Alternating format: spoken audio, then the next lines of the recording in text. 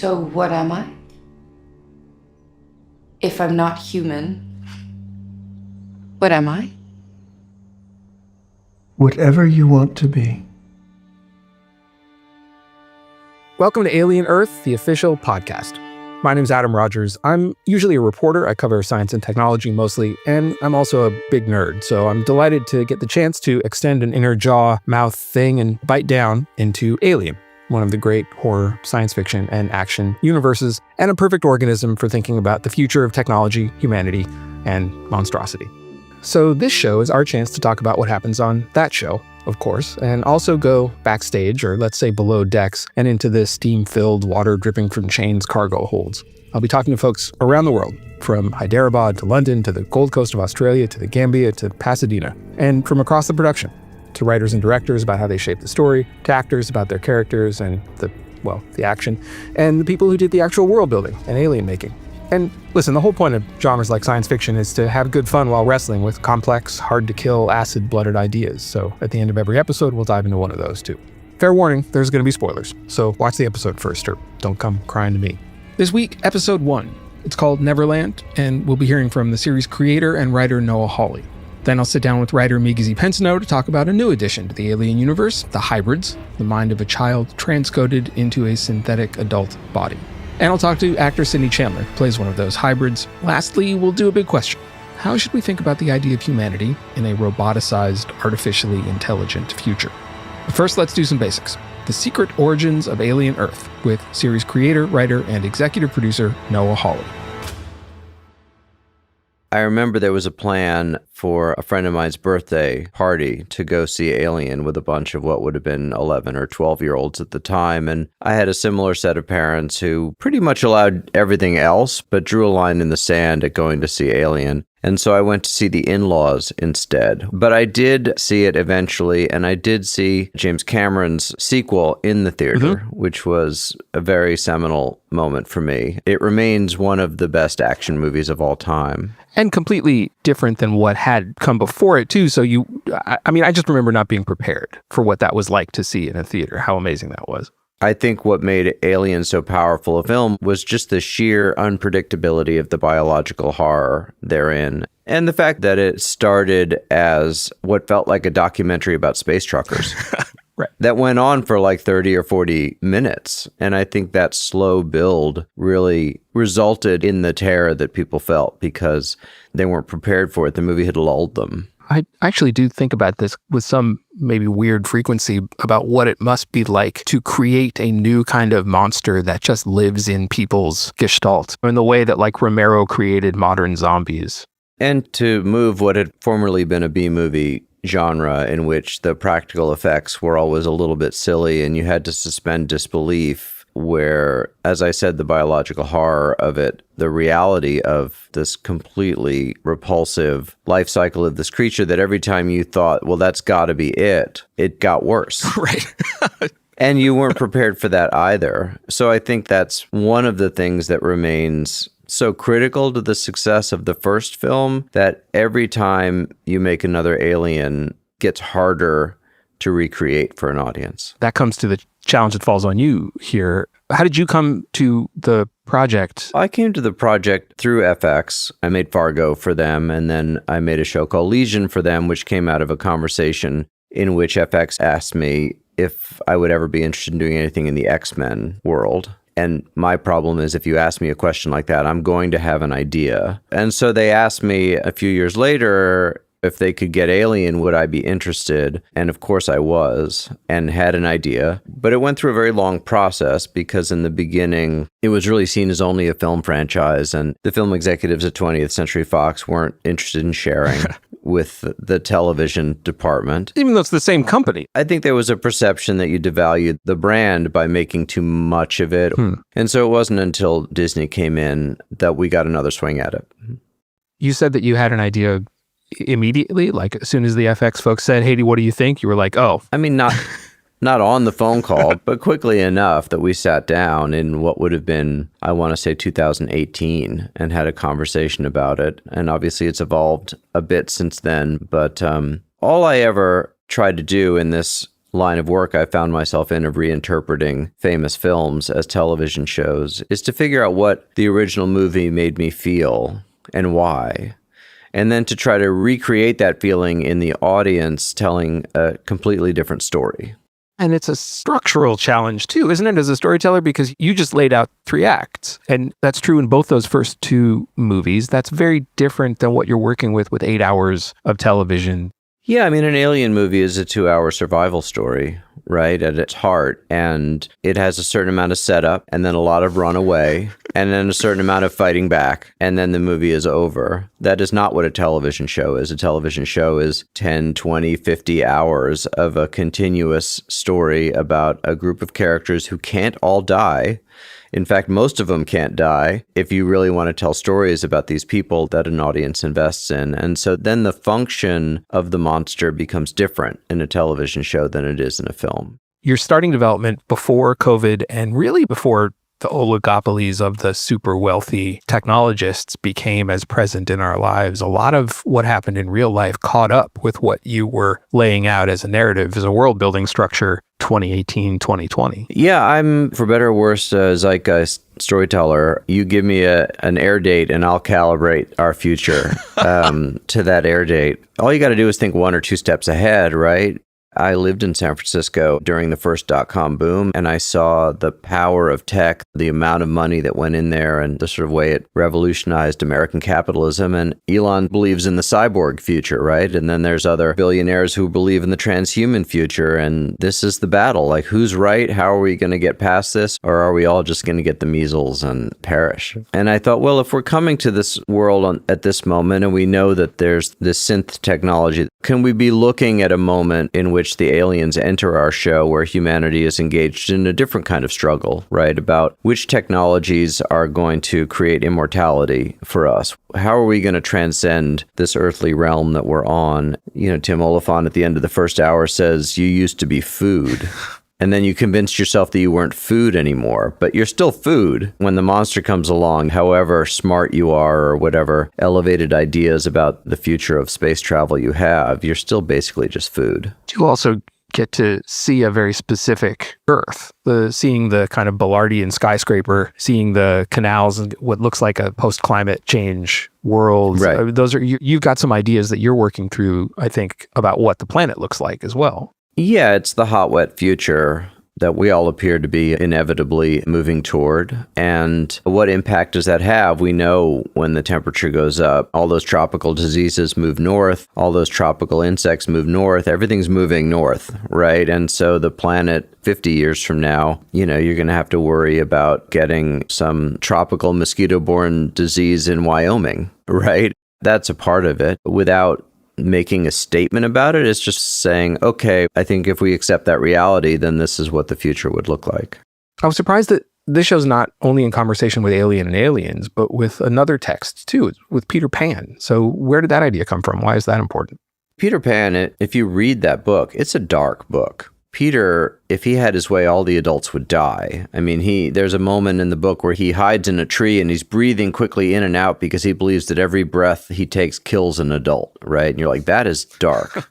A man-child at its most mercurial, right? And so for me, that metaphor for Boy Cavalier is as his own Peter Pan. He loves that idea that he has this Neverland. And, you know, what's interesting, obviously, in the Disney version of it and the treatment in film is that we romanticize this child who doesn't grow up, when the reality is that children have the least amount of control of their environment and their world, and that it's the act of growing up that gives us some measure of control. And to put these children into adult bodies and then refuse to allow them to grow up, it's really about keeping them powerless. Naming them after the Lost Boys, Wendy and the Lost Boys, that's who Peter Pan is trying to draw into his orbit. Yeah, you have to be who I tell you to be, and I have the naming power over you. Even though you were a person before, with parents who named you and a long history, now I own you and I control you. Yeah, that's interesting, that naming. But isn't it fun? Isn't it fun? We're all kids. Isn't that fun? You're a novelist also, and you kind of work in genre in the novels too, in a thriller mode and a mystery solving mode. You've done that with your television work too, and I wonder what compels you, if anything, about that. What do you like about it? Well, I think genre is what makes morality exciting for an audience. The issues are the same, but the stakes go up. So what kind of people should we be? How are we raising our children to be adults? All these things that I find myself returning to as a storyteller, when you put them in the context of a crime story or a science fiction story, they just get more exciting for an audience. And I've always felt like if you entertain an audience, they give you permission to do more with theme, more with character. The way that Alien introduced the android and the idea that we couldn't even trust the people around us to be people. They didn't belabor it, but it was the shock of the film, which was a film that was already laden with so much shock. And there's the monstrosity of the monster versus the monstrosity of the company. Yeah, and there's a quote in the second film where Sigourney Weaver says, "I don't know which species is worse, at least they don't fuck each other over for a percentage." The moral horror of Alien is what made it compelling to me. It's not just what these monsters do to us, it's what we do to each other. Are we worse is such a fascinating question. If you're working in an alien expanded universe, what becomes core that you have to preserve to be true to that, and what becomes expendable or what becomes expandable to you? Well, there's a few things. One of the things that I think is really remarkable about those first two films is how much they are about class. You have space truckers in the first film, you have the soldiers in the second film. There really is a sense, a 1970s and early 80s sense, that individuals are working against a system. But then, of course, we never see who's at the top and who's making those decisions. And, my feeling was if we're going to go to Earth, I think we have to meet those people and understand what it is that creates that kind of dystopian world in which people on a spaceship can be going to a planet looking for something they don't know what it is. And then when they discover it, it's there to kill them. And then when they go back to their company and say, hey, this thing's trying to kill us, the company says, well, that's okay as long as it survives. And the corporate sort of oligopolies that become important too. The Alien movies talk about Weyland-Yutani. Now there are more companies and they're in charge. There's a moment in Earth history where there are these competing technologies, and Weyland-Yutani has invested in the idea that we're going to become more than human by beginning to swap out our biological parts for mechanical parts and thus become stronger, better, faster versions of ourselves, right? And then, of course, the Prodigy Corporation is like, well, that's a very inelegant surgical solution to what could be a very clean and transhuman project. I want to know this specifically in relation to Boy Cavalier, who's the tech oligarch at the lead of Prodigy, one of the companies that you've put in charge of the planet. Is he actually a super genius, or is he just a broligarch? And the answer doesn't have to be either or. It can be both on some level, right? And I think the Dunning-Kruger effect applies to smart people also, right? It's not just that stupid people don't know they're stupid. It's smart people don't know they're stupid. I mean, what happens at a certain level of wealth is you start to believe that the genius that made you rich applies to everything. And simultaneously, you stop surrounding yourself with people who might say, well, yeah, but... right? Now you're only surrounded by people who say, oh my God, you are a genius. So I think it's the hubris is always the downfall, right? I wrote in one of my books, like at a certain point of wealth, you just think everything's free. And no one else goes through the world thinking everything's free, except the people who can buy the world.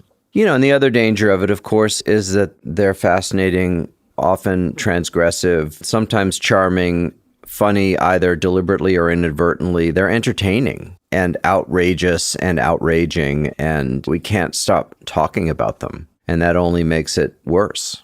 So you do introduce also the Maginot. You've got a spaceship here. So, the Sulaco, the Nostromo, and now there's a Maginot. And in the first episode, there's some great elision of like, yeah, there's an alien spaceship, but you know what happens on one of those. And that gets expanded on more, but I'm just wondering what you get from having the ship as a factor. Well, I don't think it's Alien without a ship, and that visual world, that is the Alien brand. And the biggest challenge that I had was, okay, not only does most of the show take place not on a ship, but it's not even the Weyland-Yutani Corporation. So that aesthetic, which is so iconic, is it just everywhere, or is Prodigy a different aesthetic? And since I was looking at those movies from 1979 and 86, I had to make the choice. Is the technology this retrofuturism, or am I going to embrace the sort of Prometheus holographic world? And I thought, well, if I do that, I'm not making Alien. People are tuning in to see Alien, and if it isn't dripping metal chains in a sweaty cargo room, then it's not What Alien. are we even doing here, man? Exactly. We went back to the original blueprints. Wow. To the degree that Ridley Scott was a little surprised at how much we embraced the aesthetic of the Nostromo in the Maginot. But the aesthetic of that world, the white on whiteness of it, in contrast with the sort of industrial sense of it, I mean, that is alien to me. And when we built that bridge, when we built that comms room and you walk into them, it's a really fascinating thing that happens because for me as a child and now an adult filmmaker, I mean, time collapses. You're basically walking into the movie Alien in a way that was so profound that the entire crew gets giddy. Not only are you making it, but you're inside of it. It's not just world building for me as a viewer, it's world building for people making it too. There's an exercise that I've certainly been engaged in since Fargo, in which I am in dialogue with the movies that I love. But it's not in just an imitative or a carbon copy. It's trying to tell an original story within an existing franchise. You get the best of both worlds if you do it right. You get something people love, and then they get a whole new version of it. And my hope is that feels like a gift. You've also added a promise unfulfilled by the pluralizing of the title in the second movie, because there are other kinds of aliens in this alien universe. That goes straight to this idea of my job is to recreate in you the feelings you felt watching the movie Alien, right? And I can't do it with the xenomorph. I can't make you have that voyage of discovery where you're like, wait, so it's an egg and then it's a face hugger and then it's a chest burster and then it's a xenomorph, all those steps now. But you don't know with these other creatures how they reproduce, what they eat, all the disgusting things that, will make you feel, I hope, those moments of panic and revulsion that you felt watching the original movie. So those are Noah's straight-ahead storytelling reasons for adding new monsters to the Alien canon, but the show also adds another new life form, the hybrids, human minds uploaded into synthetic bodies. And I want to turn to co-executive producer and writer Miggy Z. Pensino to talk about those. He comes to Alien with a lot of reverence. When the call first came, I said no because I was too reverent and the show felt too big to sort of be a part of. But when I opened my computer after I'd said no, boldly, I opened my computer and the making of Alien was the last thing I had been watching the day before. And I was like, man, I love this series and there's no way I can't be a part of it. So then I started begging after I said no. Right. You first resisted the Warriors' call to battle, but then were forced to pick up the... Yeah, classic hero's journey stuff. So within the structure of Alien Earth, there's the introduction to the idea of the hybrid of kids' brains in synthetic bodies. Can you talk about what those are inside this universe?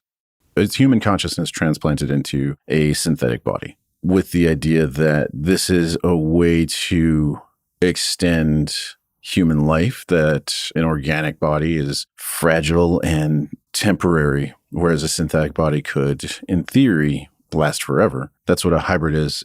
Characters in the show have multiple opinions about what the hybrids actually are and whether they have the soul of the kid or not, whether they're human still or something different. Were there different conversations about how to play it or what people thought about what they were supposed to be? The idea of what a hybrid is on Alien Earth varies from character to character, but person to person, actor to actor, director to director. My personal opinion on the humanity of a hybrid is that I just wrote them as humans when we were making adjustments to the script. They're just people with their own wants and needs and goals and all of that. And so the way that you approach it is that you're just writing these kids. You're writing these characters not as the sort of synthetic bodies or the way that they're perceived, but you sort of melt that away and you get down to the fact that these are kids going through this new experience that nobody before them has ever been through. And the sort of terror and horror and wonder of that, of being exceptionally strong, that kind of thing is always where the focus was always on the humanity of the hybrids. And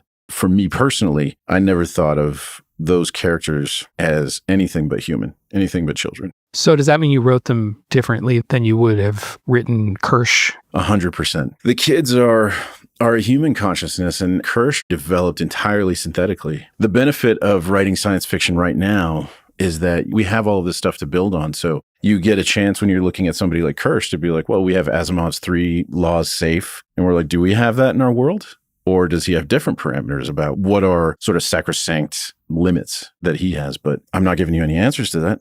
I certainly have some of my own, but but the writing of the hybrids was very much, for lack of a less cheesy term, their inner child was always front and center how they were written. Inside the story, Boy Cavalier's like sales pitch for this product is that they're better than a human body in some way. Like he sees the machines as better in some important way. He sees them as the next step of evolution. So you believe him. I have a perhaps cynical distrust of billionaire tech oligarchs. I don't know where I might have got that, but I don't know if I'm supposed to think like, oh yeah, like no, he wants to sell $1 trillion robot body. I'm not speaking on behalf of the show when I say this, but for myself, I will take a billionaire or trillionaire's word at face value, because to get, mildly political, I think the world has found itself in the position it's in right now because people are always continually stunned by how terrible billionaires and trillionaires could be, especially when they're in power.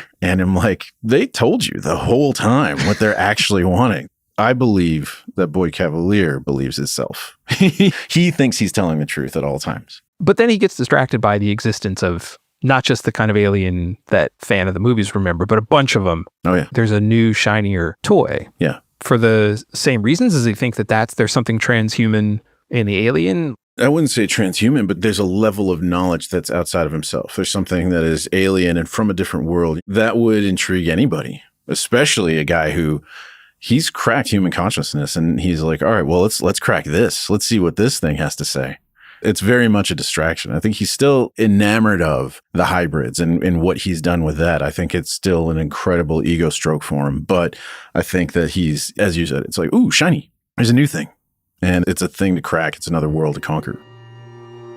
Well, Boy Cavalier might be patting himself on the back thinking he's cracked the code on the hybrids and then moving on to new alien toys. The hybrids themselves have to contend with the complexity of their own existence. So who better to give us some insight into the mind of a hybrid than Wendy herself, actress Sydney Chandler, who really couldn't wait to play this role. I got sent the first 3 scripts and I stayed up, I think, till about 3 a.m. reading and rereading the scripts. And so that night I booked a flight to Canada because I knew Noah was there filming Fargo. And the next morning called my agent, who is now used to me being very impulsive. And I said, whereabouts in Canada could I potentially find Noah? And do you think he would let me take him to dinner and talk about this show? You made that call first before flying to Canada. You didn't just fly randomly to Canada and then plan to explore the greater North American. Yeah, okay. Yes, but I did buy the flight and it could have very well not worked out in my favor. But Noah thankfully agreed to meet with me. We sat down and talked Alien and talked the character and why I fell in love with her so deeply. And I'm a huge sci-fi nerd and so is he. And so we had a great conversation. Then I came back to Austin and did my auditions. And in that, found out that me and Noah are neighbors in Austin. So I did not have to fly to Canada, but it was worth it. You said you were a sci-fi fan. You knew the alien universe. You were already into it. The first Alien film is one that I have watched and rewatched ever since I was a kid. And it's funny because I used to have, night terrors as a kid. And a lot of the time it would take the form of our beautiful Xeno. And so while filming, you're filming 2, 3, 4, 5 in the morning and you're being chased by, one alien or another, it becomes really scary. Like, I had moments where I jumped back into my little, childhood self. And it's like, oh my gosh, we are in danger right now. So that was really fun. You're also playing a person who, because you're playing a hybrid who's a kid, but in an adult body, there's a real disjunction between like inner self and external presentation. So how do you think about playing that as an acting challenge? It was really interesting because once I started digging into Wendy more, I kind of started to see the body and then the mind as 2 different characters. And they were kind of like 2 of the same magnets and they were pushing really close to each other and you could get them super, super close, but they weren't quite touching. There was that force just pushing them far apart. And for Wendy, especially in the beginning, it was like she survived in that space between the two magnets. Like that's where she wakes up. And it's this void and this hollowness that doesn't quite make sense. And so it's these two forces trying to mesh, and how does the personality and conscious or subconscious mannerisms enter into something that's synthetic? And how does the synthetic body take a hold of a mind? Which one comes on top? Was there intentionality about what you were going to do physically, or does the physical stuff just have to emerge from your mindset? Right. Is there a specific twitch that you can adopt? I'm not trying to be reductionist about it, but I really do want to know, since you're so thoughtful about Yeah, it. it was really interesting actually, because during pre-production, we worked with an awesome movement coach, and we initially started kind of at the base level. What would the body move like without a personality put into it? What is the most balanced way to stand, the most efficient eye line, just different movements. And then we started to play with, okay, now let your personality kind of leak into that. Even before character, just let Sydney's personality leak into that. Her mannerisms or an emotion, what does that feel like? And the more we started to play with it, and with Noah's blessing too, the more we started to focus not so much on the mechanics of the body, but more so the aspect of what is it to be a child. And that became much more visceral, I think, for all of us. So when you were doing prep, what kind of preparation did you actually do to get into a child mindset? So we worked with a child psychologist, and it was great because we would start with, military training in the morning and stunts, and then jump into playing ukulele and painting rocks and smashing pots. And so it was just a really well-rounded day. It was really enjoyable. And when we worked with the child psychologist, it was really, really beautiful because she asked us to be as honest and authentic as possible and to not hide any emotions. And I remember one day we were singing some song in our circle, and one of the actors, I won't say who, just stood up and walked away and sat down and left. We asked, what are you doing? She's like, I don't want to do it anymore. It was the most childlike acting I'd ever seen. It started to help us. It opened all of us up of like, oh, that is correct. As adults, we hide so much because society tells us to. But with kids, if you're not enjoying painting rocks or whatever it is, you might step away because that's how you're genuinely feeling. And so that was a really big lesson that we all took while studying kids, is to be as honest as possible. You spent a little bit of time with the actress who played Yes. the child version of you too, Yeah, right? Florence. So what were the circumstances of that, and what was that like as an exercise? Yeah, no, it was awesome. Noah's really, really incredible with his casting. She reminded me of me when I was younger to an extent. That's impressive casting. Yeah, we had some really, really awesome conversations about, everything but the job, me and her. But just watching her own mannerisms a bit, because she is the first introduction to our character. The way she spoke, the way she held her head a bit to the side when she was thinking about something. I just pocketed a few of those. It was really, really wonderful working with her and working with all of the kids. Again, they remind you how incredibly open and honest and brave kids are. If they're in one conversation, that's their whole world. That's their one focus. They're so present. And then, on a dime, something happens behind them and that becomes their whole world. They forget everything else that happened, a few minutes before. So they're insanely present. They're the best acting coaches, to be honest. So it was so lovely working with them. You have this scene of your character's consciousness being transferred, basically, like of going from one body to the other. Mm-hmm. What do you think that Wendy is thinking as she undergoes that process and kind of wakes up in this new form? That's interesting because I spent a lot of time thinking about that question. And the things that popped out to me were, maybe Marcy was similar to me and had really bad eyesight. When you wake up in this body, your eyes are 20/20. My curiosity, and I think for Wendy as well, would be, is my skin still warm? Or is it cold? Can I feel the breeze on my face, or do I not feel that? Does my body get itchy? I don't know. And then as far as waking up, I think it'd almost be like coming out of anesthesia, maybe, that space of you were in the deep, deep dark and now there's light and you have no idea what to expect. So it would be kind of like being born, really, born again.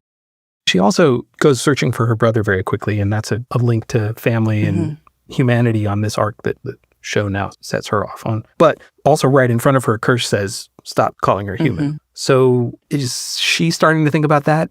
What connects her to humanity or what doesn't?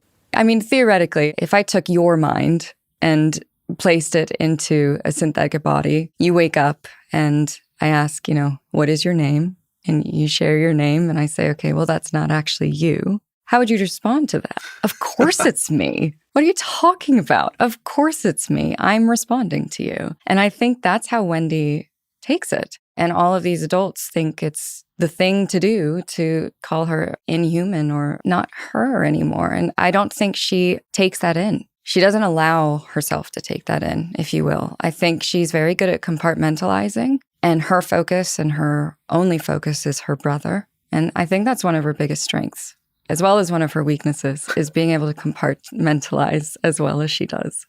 Yeah, you have to get old before you start having the real existential crises of whether the meat is anything. Yes.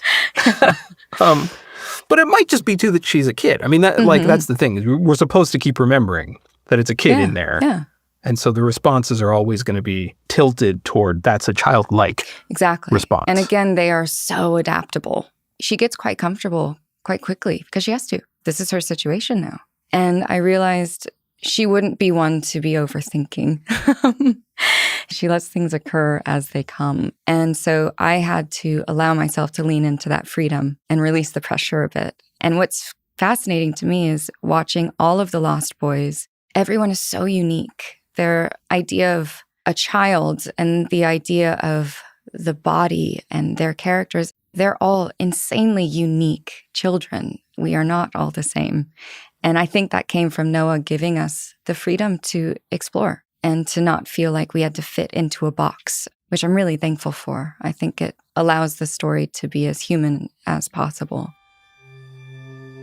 That's an interesting take from Sydney, right? That you get a more human story from these fundamentally inhuman things. Or I'm wrong. Even before there was a Silicon Valley, really, transhumanists and techno-optimists were saying that we're all just one download away from digital immortality. No, brains aren't digital. They're meat. And even if it were possible, even if you could somehow screenshot all the electrochemical networking that goes on in someone's head and transfer it to a different head, some AI thinkers believe that any machine intelligence by definition would fundamentally differ from a human one. So let's go back to Noah Hawley on that human future. Science fiction has this eternal question that it asks, which is, does humanity deserve to survive? And so if the question is, does humanity deserve to survive, then my question is, well, who's more human than a child? They're concentratedly human. And so this idea that came to me was, well, maybe they tried it, but adult minds are too fixed, right? And they're like, well, let's try it on kids, right? And they found that, lo and behold, child minds are flexible and they can make the trip. And so when I put those things together, then this exploration of what does it mean to be human and does humanity deserve to survive, now it's an interesting conversation. For me, the kind of critical question of the series is Wendy going to choose human or other? Because she has a choice, right? And you feel the pull between Tim Oliphant's synthetic character and Dame Sylvia's human character. You know, you got a synthetic daddy and a human mommy, and each one is saying, really, you should be like me is the right choice. And Wendy and the others are struggling with that. Should they become more human or should they become less human? So that's a really interesting notion here, that Wendy and the Lost Boys have choice, because at the end of the second Alien movie, at the end of Alien, Sigourney Weaver, Ripley has to become essentially more than human. She has to put on the loader suit. She becomes a cyborg in order to fight the monster, or else she'll die, and Newt will die. She doesn't have a choice there. But in this story, the more than human, technologically enhanced characters, the hybrids, really do have choice around who they can be and what they can become. It's a choice that every child faces is of what adult to become, right? Am I going to still act like a human and respect the human boundaries of behavior, the social mores? Or am I going to say, I'm not human, so none of that applies to me? I don't have to be good, the human version of good or bad. I'm allowed to create my own species. The hybrid bodies can still emote. They still feel connections to family. Wendy feels a connection to her brother. Yeah. Synths and the hybrids can obviously pass a Turing test. They can pass for people. So what's the gating factor for what says that's human, that's not? That's the challenge of it. We had a lot of conversations about sweat Oh, on set, right? In Thailand, it's 115 degrees. Can they sweat? My memory of the movie is that Ian Holm sweated, so I'm okay with that. Can they cry? Yeah, I think there's certain biological functions that, like the feeling that you're breathing. If you were put into a synthetic body that didn't breathe, you would panic. Or the sense of a heartbeat. Like, it's not actually doing anything, but you need it in order to feel human, I think. The question with the Tim Oliphant, the conversation he and I had a lot of the time was, well, probably you've got this programming from your founder.